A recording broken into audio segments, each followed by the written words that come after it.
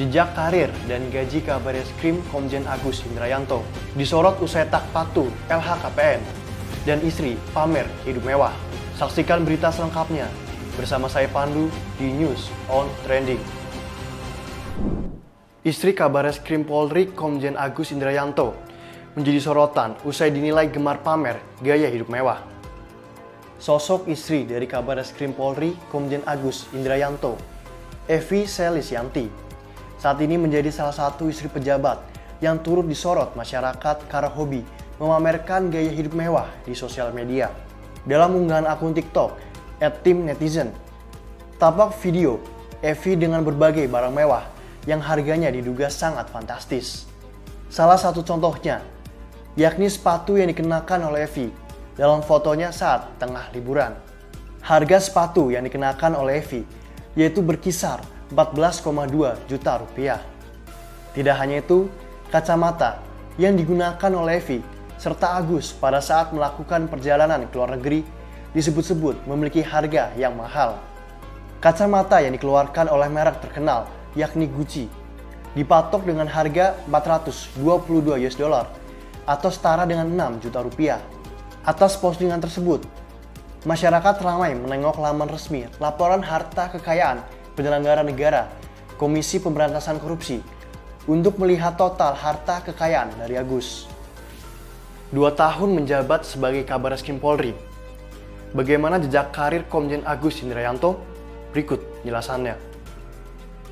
Agus Indrayanto yang lahir pada 16 Februari 1967 di Blora, Jawa Tengah, memiliki rekam jejak yang tinggi di bidang reserse, yakni bidang kepolisian yang bertugas untuk mencari informasi rahasia. Agus yang merupakan lulusan Akademi Kepolisian pada tahun 1989 tersebut, mengawali karir kepolisiannya sebagai perwira Samapta di Polres Dairi, Sumatera Utara. Lalu, 2 tahun kemudian, ia dipercaya untuk menduduki jabatan sebagai Kapolsek Sumbul, Sumatera Utara. Sejak saat itu, karirnya di bidang tersebut terus meningkat. Agus kerap kali berpindah-pindah tempat untuk menempati berbagai jabatan. Seperti misalnya, ia pernah menduduki jabatan sebagai Kasat Serse Poltabes Medan pada tahun 1999. Perwira menengah Polda Jawa Timur pada tahun 2005. Sampai dengan menjadi Kabak Reserse Mobile Biro Pembinaan Operasi Bareskrim pada tahun 2011. Pada tahun 2015, ia juga pernah menjabat sebagai Direktur Psikotropika dan juga menjadi prekursor Deputi Bidang Pemberantasan di Badan Narkotika Nasional atau BNN. Kemudian pada tahun 2019, Agus dipercaya untuk menjabat sebagai Kepala Bahan Pemeliharaan Keamanan Polri. Sebelum akhirnya ia dilantik sebagai Kabareskrim Polri pada 24 Februari 2021. Memiliki harta kekayaan yang fantastis. Berikut rincian gaji yang diterima Komjen Agus Indrayanto sebagai Kabareskrim Polri.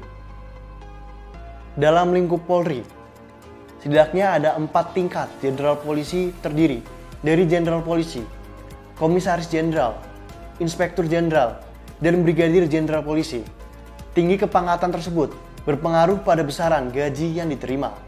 Secara umum, gaji polisi di luar tunjangan tidak berbeda jauh dengan profesi TNI maupun pegawai negeri sipil yang terbagi menjadi 4 golongan. Sedangkan gaji seorang jenderal polisi bintang 3 dengan jabatan Kabareskrim berhak mendapatkan gaji pokok per bulan paling sedikit 5 juta rupiah dan paling besar 5,9 juta rupiah. Namun, seperti diketahui bersama, komponen penghasilan terbesar dari jenderal polisi bukanlah berasal dari gaji pokok, melainkan dari tunjangan kinerja atau yang biasa disebut dengan tukin. Tukin sendiri diberikan oleh pemerintah agar anggota Polri tidak tergoda dalam melakukan praktik menyimpang seperti korupsi, kolusi, dan juga nepotisme, serta untuk bisa menjaga integritas pekerjaannya. Presiden Republik Indonesia Joko Widodo melakukan remunerasi tunjangan kinerja kepada pegawai Polri melalui Peraturan Presiden Nomor 113 Tahun 2018 tentang tunjangan kinerja pegawai di lingkungan Kepolisian Negara Republik Indonesia. Apabila merujuk kepada Peraturan Kapolri Nomor 13 Tahun 2015, Komjen yang menjabat sebagai Kabareskrim dan berada di kelas jabatan 17, hingga setiap bulannya berhak menerima tukin dengan total sebesar Rp29.085.000. Artinya, total gaji pokok ditambah dengan tunjangan kinerja seorang polisi yang menjabat sebagai Kabar Reskrim setidaknya berkisar pada 34 hingga 35 juta rupiah. Tidak sampai di situ, seorang jenderal polisi juga masih berhak menerima tunjangan lainnya.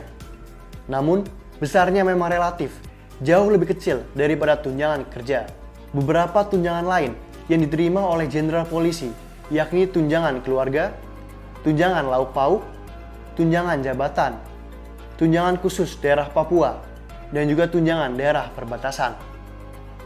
Gaya hidup mewah sang istri jadi sorotan. Komjen Agus Nirayanto tak lapor LHKPN sejak tahun 2016. Jika menengok laman laporan harta kekayaan penyelenggara negara Komisi Pemberantasan Korupsi, harta Agus mencapai 2,7 miliar rupiah pada tahun 2011, atau tepat ketika dirinya menjabat sebagai Kepala Bagian Resmob Badan Reserse Kriminal Bareskrim Polri. Kemudian, ia juga pernah melaporkan harta kekayaannya pada tahun 2016 sebesar 1,6 miliar rupiah sebagai Kepala Bagian Pengendalian Operasi Biro Operasi Kapolda Sumatera Selatan. Itu artinya, Agus belum kembali melaporkan LHKPN miliknya sejak 7 tahun yang lalu. Padahal, terdapat aturan di mana pejabat publik wajib melaporkan LHKPN-nya sebanyak 1 kali dalam 1 tahun. Hal tersebut tertuang dalam Peraturan KPK Nomor 2 Tahun 2020.